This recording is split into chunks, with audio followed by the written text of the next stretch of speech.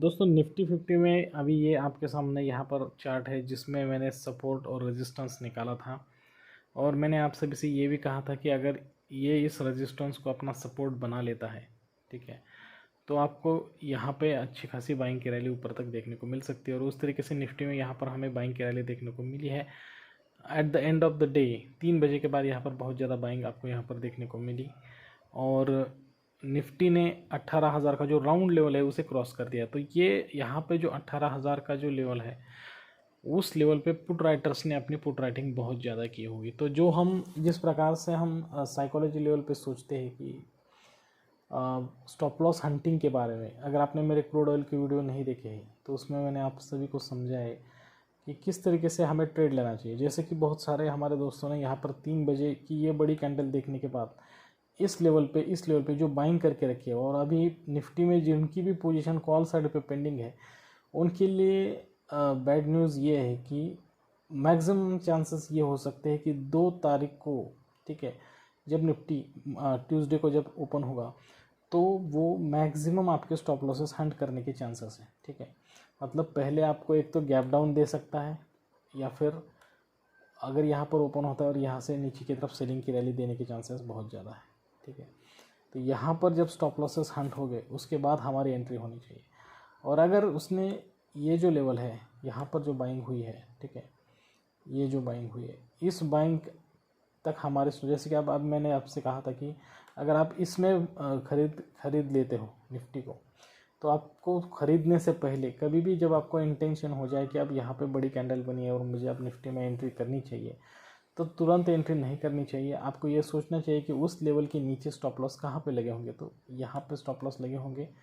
या फिर इसके नीचे स्टॉप लॉसेस लगे होंगे, ठीक है, या फिर इस हमारा जो रेजिस्टेंस है इसके नीचे स्टॉप लॉसेस लगेंगे। तो इसके लिए आपको वेट करना है कि अगर सेलिंग की कोई भी कैंडल यहाँ से नीचे आ रही है, मैं नहीं कहूँगा कि यहाँ इतने नीचे आ जाए, लेकिन कुछ ना कुछ तो उसको नीचे आना ही होगा, कम से कम यहाँ तक तो आना ही चाहिए। तो जब ये यहाँ से नीचे आए और यहाँ से घूमे, ठीक है, और उसके बाद यहाँ पर कोई हैमर वगैरह बने, ठीक है, ये स्टॉप लॉस के लिए इस तरीके से उसका शेडो नीचे की तरफ हो, वीक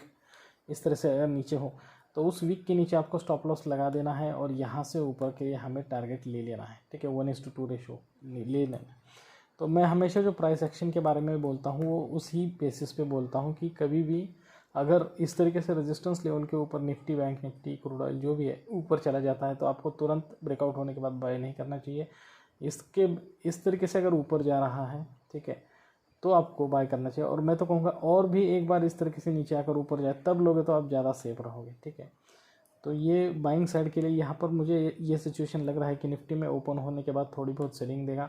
और अगर यहाँ पर के स्टॉप लॉसेस इसके नीचे के नहीं हंट कर रहा है और यहीं से बाइंग हो रही है तो इसका मतलब ये है कि बायर अपने स्टॉप लॉसेस हंट नहीं होने दे रहा है। एक तो निफ्टी साइड में रह सकता है, कंसोलिडेट कर सकता है, ठीक है, और दोबारा ऊपर की तरफ ही जा सकता है, ये भी चांसेस है,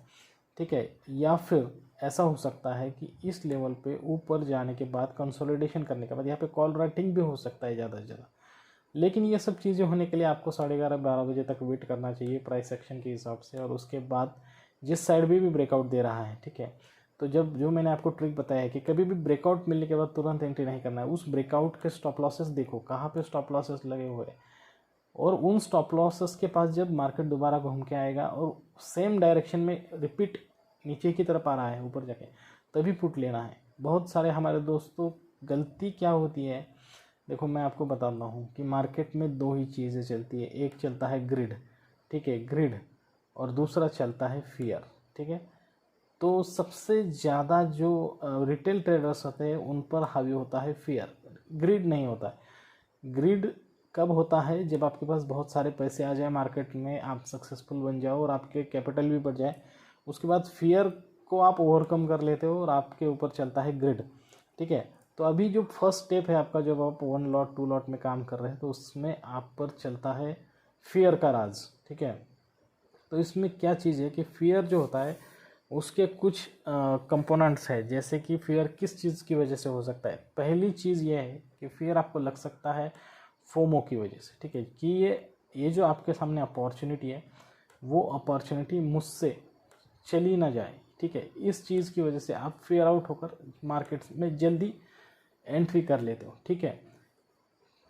ये पहली चीज़ है। दूसरी चीज़ है कि मार्केट में समझ लो आपने कोई पोजीशन ले ली है, ठीक है, और मार्केट ऊपर की तरफ जा रहा है, तो ऐसे सिचुएशन में आप अपना रिस्क रिवॉर्ड रेशो भूल जाते हैं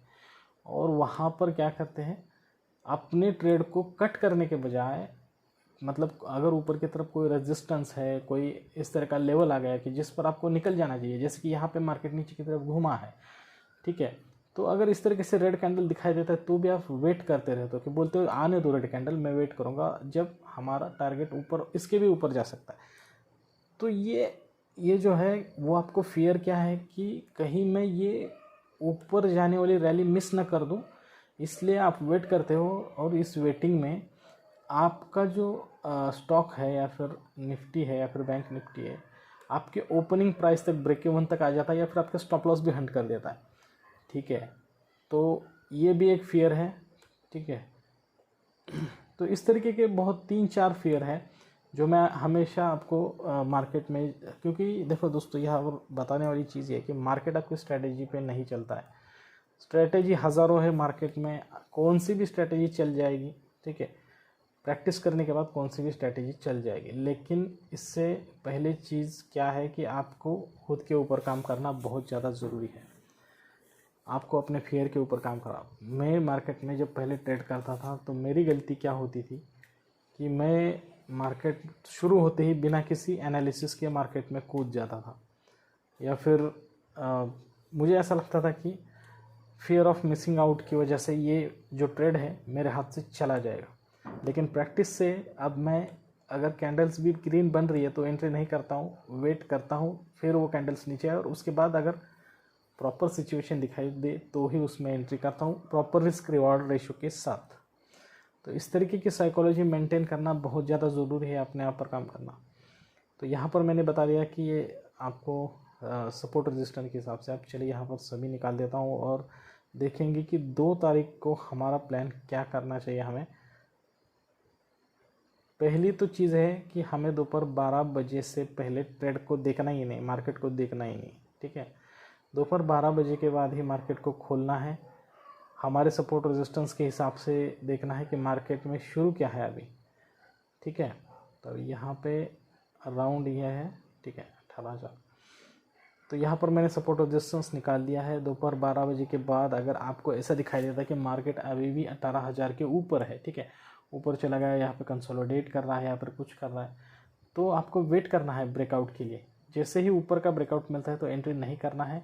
जो भी कैंडल्स बने उनके नीचे के स्टॉप लॉसेस को खींच लेना है, दोबारा उस लेवल तक आने देना है और यहाँ से फिर ऊपर जा रहा है तो ही बाय करना है दोस्तों, ठीक है। लेकिन अगर ऐसा नहीं होता है, ठीक है, अगर हमारे सपोर्ट और रेजिस्टेंस जो है उनको कंसोलिडेट करने के बाद मार्केट ने यहाँ नीचे की तरफ तोड़ दिया है, अब ऊपर नहीं जा रहा है, कई देर तक इस तरीके से कंसोलिडेट कर रहा है और नीचे की तरफ ब्रेकडाउन देता है, तो भी पुट साइड पे नहीं जाना है, वेट करना है। यहाँ पर आपके कोई भी जो भी कैंडल है उनका एक अप्रॉक्सीमेटली आपको यहाँ पर स्टॉप लॉसेस निकालने हैं, कहाँ पे स्टॉप लॉसेस लगे होंगे और यहाँ तक बाइंग होने देना है। अगर यहाँ पर बाइंग नहीं हो रही है और वहाँ से नीचे मार्केट आ रहा है तो हमें, ठीक है, पुट साइड की तरफ जाना है। जैसे कि यहाँ पे कोई इन्वर्टेड हैमर बन जाए, शूटिंग स्टार बन जाए, डार्क क्लाउड कोर बन जाए, बेरिश एनगल्फिंग बार बन जाए, तो उसके ऊपर स्टॉप लॉस लगाना है, 1:2 रेशियो लेकर निकल जाना है। मार्केट सिर्फ पेशेंस का गेम है दोस्तों, यहाँ पर स्ट्रैटेजी काम नहीं करती। कोई भी स्ट्रैटेजी आप कितने भी पैसे लेकर सीख लो, आपको अपनी साइकोलॉजी पे काम करना है, तभी आप मार्केट में सक्सेसफुल हो सकते हो, ठीक है। तो यहाँ पर मैंने आप सभी को ये समझा दिया कि निफ्टी, बैंक निफ्टी में किस तरीके से हमें 2 मई को काम करना है, ठीक है। तो आज के लिए बस इतना ही दोस्तों। जल्दी इस तरीके के अच्छे और इन्फॉर्मेटिव वीडियो के साथ आप सभी से मुलाकात होगी, तब तक के लिए दीजिए इजाज़त। Thank you very much.